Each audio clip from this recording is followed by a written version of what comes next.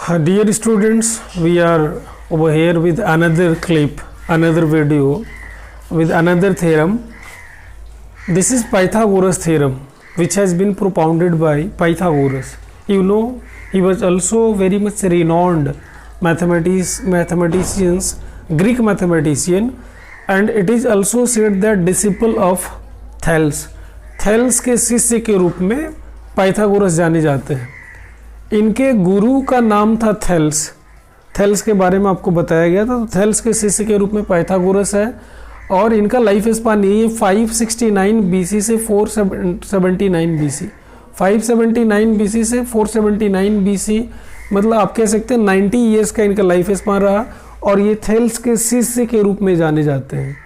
Thales इनके पहले भी आए, इनके पहले वो पैदा हुए थे और इनके लाइफ स्पान में और थेल्स के लाइफ स्पान में वही 23-24 साल का वो कोइंसिडेंस रहा. मतलब 23-24 साल तक इनके उम्र में वो 23-24 साल तक वो रहे हैं, थेल्स रहे हैं.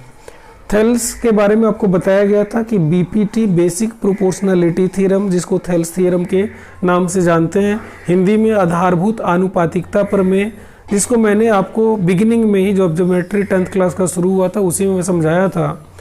थेल्स थ्योरम उनके द्वारा दिया गया था, थेल्स के द्वारा. और ये पाइथागोरस थ्योरम जो कि बहुत ही फेमस थ्योरम है, you know we study right from class 6 in a right triangle square of hypotenuse is equal to square of perpendicular plus square of that base. ये हम लोग राइट ट्रायंगल में बहुत पहले से पढ़ते आ रहे हैं, मीन्स क्लास 6-7 से ही हम लोग ये पढ़ते हैं. उस थ्योरम को प्रूव करेंगे अभी हम लोग. क्या है ये, पाइथागोरस ने उसको क्या कहा. तो इन्होंने पहले इस थ्योरम को लिखते हैं और उस थ्योरम के बारे में उसके बाद लिखेंगे. लिखते हैं इस थ्योरम में पाइथागोरस ने क्या बताया कि in a right triangle square of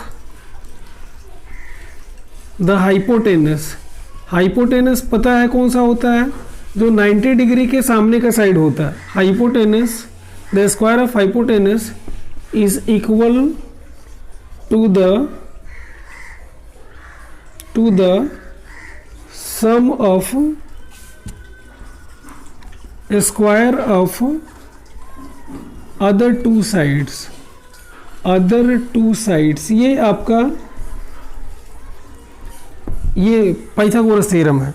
Pythagoras theorem ये कहता है कि किसी राइट ट्रायंगल में हाइपोटेनस का स्क्वायर बाकी के दो साइड्स के स्क्वायर के सम के बराबर होता है. मतलब ये आप देख लीजिए, सपोज कि एक राइट ट्रायंगल हम लोगों ने ये ड्रॉ किया. This is right triangle A B C, right angled at B. यहाँ बी पे राइट एंगल है तो इसके सामने का साइड ए सी जो होगा ये हाइपोटेनस होगा. तो हाइपोटेनस का स्क्वायर ए बी के स्क्वायर और बी सी के स्क्वायर के सम के बराबर होगा. तो गिवन फैक्ट में क्या है कि triangle ABC is a right triangle. Triangle ABC एक राइट ट्रायंगल है और राइट एंगल्ड कहाँ है, तो राइट एंगल्ड एट बी पर 90 डिग्री का एंगल बना है. तो प्रूव क्या करना है इसमें, तो प्रूव ये करना है कि AC का स्क्वायर मीन्स इसके सामने 90 डिग्री का ये एंगल है तो इसके सामने का साइड यही AC है. तो AC का स्क्वायर बाकी दो साइड्स के सम के बराबर है, मीन्स AB स्क्वायर प्लस ये BC स्क्वायर, मीन्स ये AC का स्क्वायर इस AB के स्क्वायर और BC के स्क्वायर के सम के बराबर हो. हम लोग इसको ऐसे पढ़ते थे पहले, H square is equal to P square plus B square, ऐसे पढ़ते थे. मीन्स हाइपोटेनस का square is equal to perpendicular का स्क्वायर प्लस बेस का स्क्वायर, ऐसे पढ़ते थे. उसी को यहाँ ऐसे लिखा जा रहा है कि AC square is equal to AB square plus BC square. अब हमें इसमें कंस्ट्रक्शन की ज़रूरत है क्योंकि दिया हुआ है बस केवल एक चीज़ की, this is a right triangle, right angle at B. Approve करना ये वाला, इसलिए कंस्ट्रक्शन चाहिए. हम जहाँ राइट एंगल है वहाँ से एक परपेंडिकुलर ड्रॉ कर देंगे और this perpendicular will fall on AC at D. मान लीजिए D पर ये गिरा. अब कंस्ट्रक्शन में यह है कि क्या ड्रॉ किया गया, drawn BD perpendicular on AC, ये किया गया. अब प्रूफ में हम लोग आते हैं. प्रूफ में क्या लेंगे, तो हम लोग अलग अलग ट्रायंगल को सिमिलर करेंगे. जैसे ADB को लिखते हैं in triangle ADB and triangle ABC दोनों ट्राइंगल को, ADB कौन सा है, तो ADB ये वाला ट्राइंगल जो इसका पार्ट है ADB, ये भी राइट ट्राइंगल है और ABC भी राइट ट्राइंगल है। तो दोनों में angle A is equal to angle A, both of them are common angle, both of them are common angle, ये कॉमन है तो A is equal to A होगा। उसके बाद दूसरा angle ADB is equal to angle ABC is equal to 90 degree. ये आपको ये भी पता है कि ये उसमें दिया हुआ मतलब this has been already given. ये तो कंस्ट्रक्शन से हमने ADB को 90 डिग्री लिया, ABC 90 डिग्री दिया हुआ था। तो therefore triangle which one ADB will be similar to triangle which one ABC के सिमिलर हो जाएगा। कैसे सिमिलर हो जाएगा, how can we make them similar, तो बाय AA सिमिलरिटी क्राइटेरियन। आपको पता है कि ये कोरोलरी के रूप में हम लोग पहले पढ़ चुके हैं। AA means double A similarity. अब जब ये सिमिलर हो जाएगा तो क्या करेंगे हम, तो हम इसको ऐसे लिखेंगे कि अब इसके जब सिमिलर हो रहा है तो इसको रुकिए, तो वीडियो कैसे लिखेंगे, तो हम लोग ऐसे लिखेंगे AB by AC is equal to AD by AB। अब इसको ऐसे तो 3 साइड्स का रेशियो होता है, हम लोग 2 साइड्स का रेशियो लिखे, एक को नहीं लिख रहे हैं। उसके पीछे एक कारण है कि हमें ये प्रूव करके लाना है, हमें लाना है AB square plus BC square is equal to AC square. तो ऐसे लिखेंगे कि हमारा एक AB स्क्वायर इसमें निकल जाए। तो AB कैसे निकलेगा, तो AB यहाँ देखिए AB A से B AB बाई AC लिखा गया। अब फिर AD बाई AB, नीचे AB क्यों होगा, क्योंकि AB मल्टीप्लाई होगा तब ना AB स्क्वायर होगा, जो हमें AB स्क्वायर निकालना है। अच्छा AC इंटू AD, हमें AB स्क्वायर चाहिए, इसलिए AB और AB को ऐसे लिखा कि हम क्रॉस इनको मल्टीप्लाई कर सके। Now multiply it, AB into AB करेंगे तो this will happen AB square और AC इंटू AD, ये आपका इक्वेशन 1 हो गया, इक्वेशन 1। अब उसी तरह से आएंगे सिमिलरली, ये 2 ट्राइंगल सिमिलर हो जाएंगे। कौन से, तो ट्राइंगल BDC हमने किया कि किसको किया था, ADB को और ABC को किया था। अब कर रहे हैं हम लोग BDC को।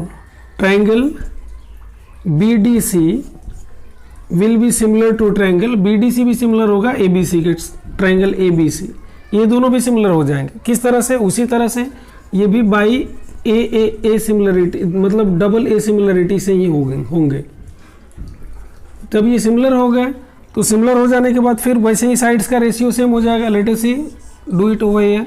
तो सिमिलर हो गए, BDC सिमिलर हो गए किसके, ABC के। हमें यहाँ BC चाहिए तो ऊपर यहाँ लिखेंगे देयरफॉर BC बाई, अब BC यहाँ है तो यहाँ लिखाएगा AC, BC बाई AC। देखिए BC और AC इसी सीक्वेंस में, BC और AC, BC बाई AC, और इधर DC लिखेंगे DC, और फिर इधर नीचे लिखेंगे BC।